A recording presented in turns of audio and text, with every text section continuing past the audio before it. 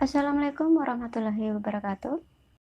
Kali ini saya akan membahas remake film bergenre horor tahun 1953 dengan judul yang sama yaitu House of Wax tahun 2005. Oke, tanpa lama-lama lagi, mari kita masuk ke alur ceritanya.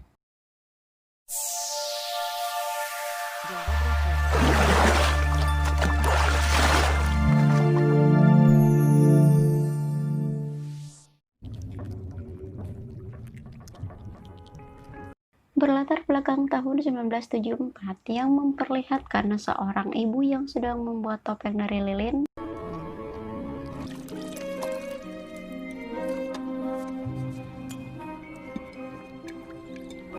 Terlihat juga suami dan dua anak kembarnya, di mana yang satunya terlihat tenang dan yang satu lagi liar sampai makan pun harus diikat. More like your brother. Quit. Please.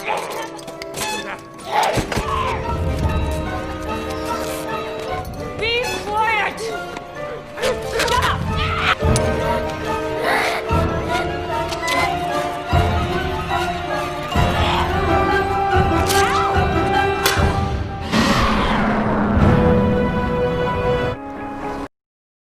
Scene berpindah ke kelompok remaja yaitu pasangan Blake dan Paige, Wade dan Carly, Nick kakak Carly, dan Dalton sahabatnya, yang sedang dalam perjalanan menonton pertandingan football. Tapi karena jalan pintas yang akan mereka lalui ditutup, mereka terpaksa mengambil jalur lain. Karena merasa kelelahan dan juga sudah larut malam, mereka memutuskan untuk berkemah di hutan dan akan melanjutkan perjalanan esok pagi.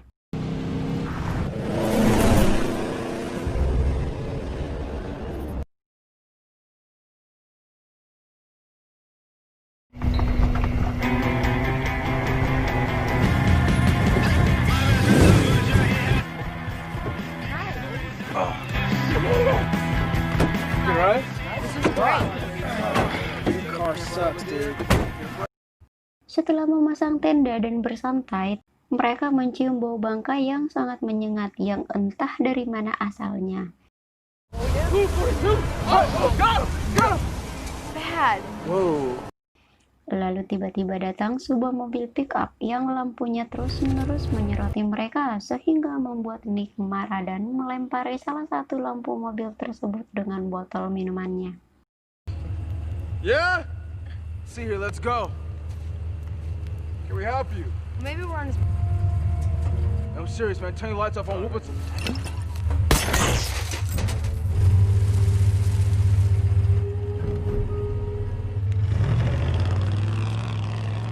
Yeah! Great.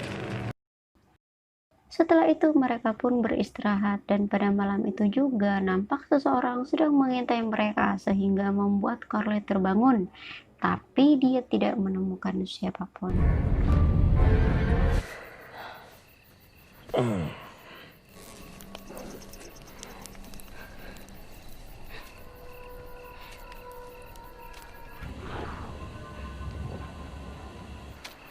What are you doing? He scared me. Keesokan harinya mereka terbangun udah hampir sore. Wade menemukan tali kipas mobilnya putus dan Dalton kehilangan handicapnya. You guys see my... No, what? Are you serious? It was brand new. Sementara itu Paige yang sedang bersama Carly mencium bau bangkai yang semalam. Mereka pun mencari tahu di mana sumber aroma tersebut. Dan tiba-tiba... Oh my god, I hate you.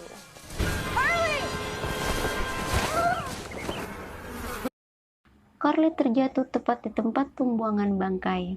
Mendengar suara minta tolong, Nick, Wade, dan yang lainnya segera menolong Carly. Tak lama kemudian muncul mobil pick-up yang dikemudikan oleh seorang pria lusuh yang ingin membuang bangkai hewan.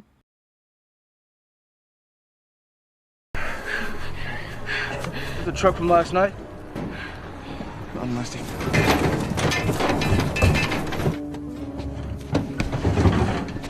Hey! What is that? Hey, you guys see my camera by any chance? Are you kidding? Bo might have one. runs the station and... What if that guy from last night comes and strips it or something? Well, whatever, man. All right, then. Look, I'll run you up to the station. Let's go now. Singkat cerita, mereka harus buru-buru berangkat sebelum pertandingan berakhir.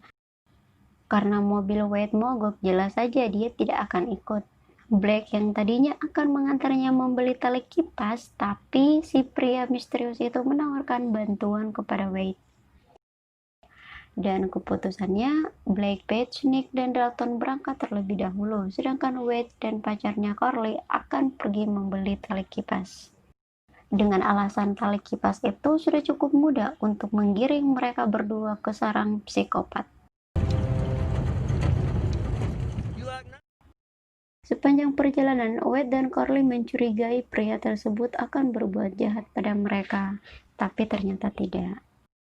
Wade dan Carly sudah tiba di sebuah kota kecil yang bernama Ambrose. Mereka berdua langsung menuju toko yang ada di pom bensin dan mencari alat yang mereka butuhkan. Karena sepi dan tak menemukan seorang pun, mereka pun menuju gereja dan ternyata sedang ada upacara pemakaman. Dan disinilah pembantaian akan dimulai. Scene berpindah di mana Blake dan kawan-kawan yang batal menonton pertandingan karena terjebak macet. Mereka memutuskan untuk kembali ke tempat perkemahan. Kembali ke Ambrose. Seorang pria yang bernama Boo menghampiri mereka. Boo mengatakan bahwa dia memiliki alat yang mereka butuhkan. Setelah pemakaman 1 jam kemudian kita akan bertemu di toko. Tak ingin menyia-nyiakan waktu begitu saja, mereka berdua memutuskan untuk masuk ke museum rumah lilin. Dan benar saja, dinding rumah itu terbuat dari lilin. Saat masuk, mereka tergagum-gagum melihat isi rumah itu, di mana semua patung lilin sangat mirip manusia. Terdapat juga koran yang memuat berita tentang Trudy. Jadi Trudy ini ayah dari anak kembar yang kita lihat di awal film tadi. Terdapat ruang bawah tanah atau basement di rumah lilin itu. Terlihat seseorang sedang membuat patung. Dia adalah Vincent, saudara kembar Boo. Dan saat dia sedang bercermin, dia melihat seseorang mengintip dari jendela. Singkat cerita, sesuai janji mereka akhirnya bertemu. Sayangnya, Wade tidak menemukan ukuran yang dibutuhkan. Boo berkata dia memilikinya di rumah dan mereka bisa mengambilnya. Sesampainya di rumah Boo, ya lebih tepatnya sarang predator si kembar psikopat ya, Wade kebelet dan ikut masuk ke rumah. Dari toilet, si Wade bukannya langsung keluar, malah nyelonong ke ruang pribadi orang. Carly yang berada di mobil kaget mengetahui pick-up itu adalah mobil yang meneror mereka di perkemahan. Carly membunyikan klakson berkali-kali, tapi Wade tak juga keluar. Di saat bersamaan, lampu di ruangan itu tiba-tiba mati dan...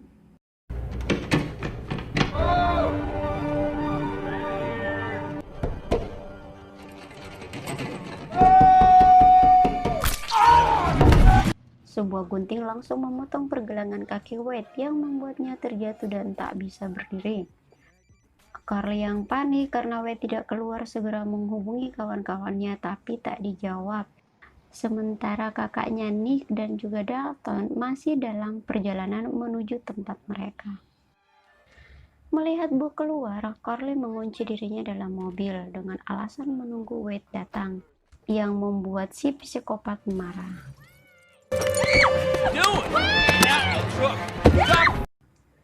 Dan untuk sementara, Carly masih aman dari Boo. Di ruang bawah tanah, Vincent sedang mempersiapkan tubuh Wade untuk dijadikan koleksi manusia lilin berikutnya. Carly yang masih terus dikejar saudara kembar Vincent lari ke gereja untuk meminta pertolongan. Faktanya, semua orang yang ada di gereja itu telah dijadikan patung lilin. Dan pemakaman waktu itu adalah pemakaman palsu. Boo akhirnya berhasil menangkap Carly.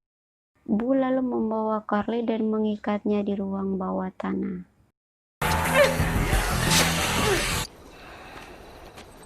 Jin berpindah ke Nick dan Dalton yang sudah tiba di Ambrose. Sesampainya di sana, mereka masuk ke toko di mana Carly disekap.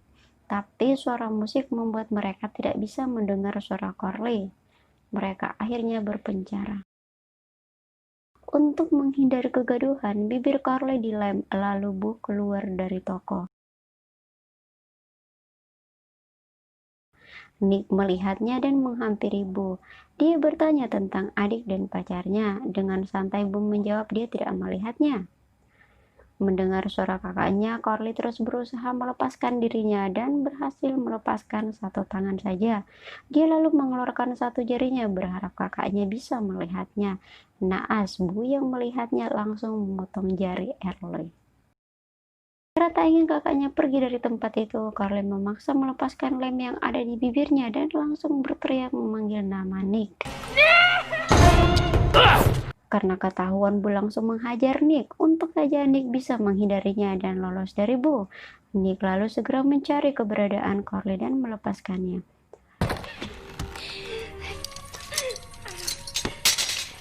Kita beralih ke Dalton yang sedang berada di rumah lilin. Dalton menemukan tubuh Wade yang sudah menjadi patung lilin. What the hell are you doing, bro? Man, come on, everyone. Wait.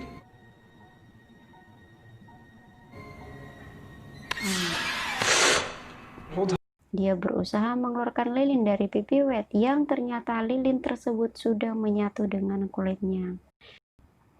Dalton pun harus meregang nyawa dengan badan yang terpisah dari kepalanya. Sementara itu, Carly mengajak Nick untuk meminta bantuan ke salah satu rumah yang diyakininya masih berpenghuni yang ternyata sama saja.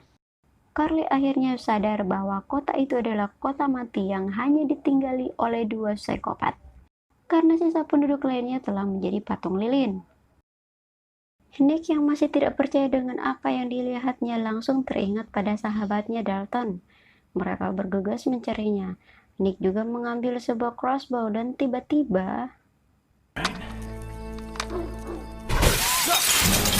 dari belakang Bu menembaki mereka menggunakan shotgun. Mereka pun berlari ke dalam bioskop.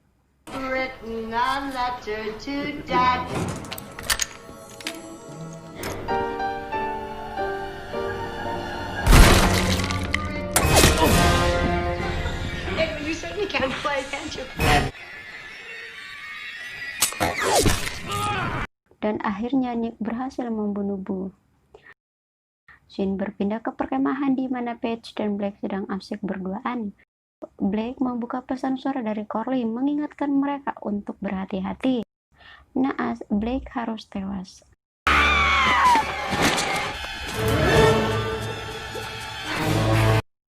Paige yang berusaha menyelamatkan diri pun mati di tangan Vincent dengan sangat mengenaskan. Kembali ke Ambrose, Nick dan adiknya sudah berada di halaman rumah Bu. Mereka akhirnya masuk melalui pintu belakang. Mereka berusaha menghubungi polisi, tapi semua saluran telepon di kota itu sudah terputus. Carly menemukan foto-foto keluarga Bu. Ternyata mereka berdua adalah saudara kembar siam. Tiba-tiba terdengar suara pintu. Ternyata Bu masih hidup dengan dua anak panah yang masih menancap di tubuhnya. Dia berhasil mengeluarkan satu anak panah.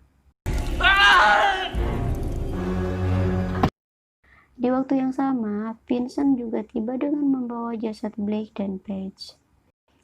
Carly yang melihat tubuh sahabatnya itu tak bisa berbuat apa-apa dan hanya bisa bersembunyi.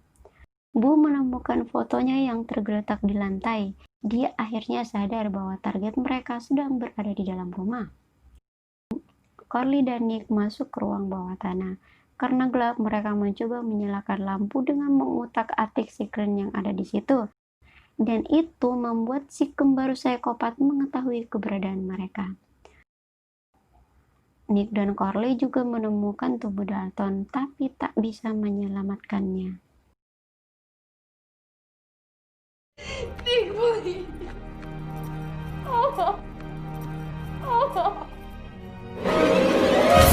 Tiba-tiba Vincent muncul dari belakang dan langsung menyerang mereka berdua. Aksi baku hantam pun tak terelakkan lagi.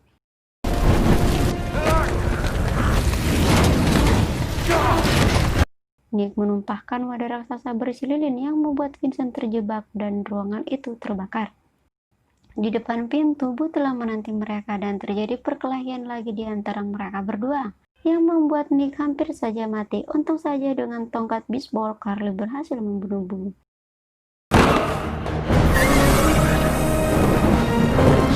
Vincent yang lolos dari kobaran api melihat saudara kembarnya mati.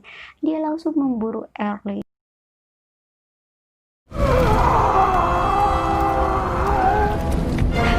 Nick yang sekarat berusaha menyusul adiknya.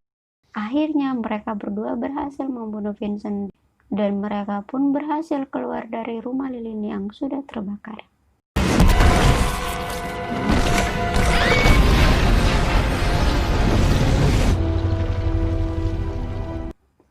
Singkat cerita, seperti biasanya, polisi selalu datang belakangan.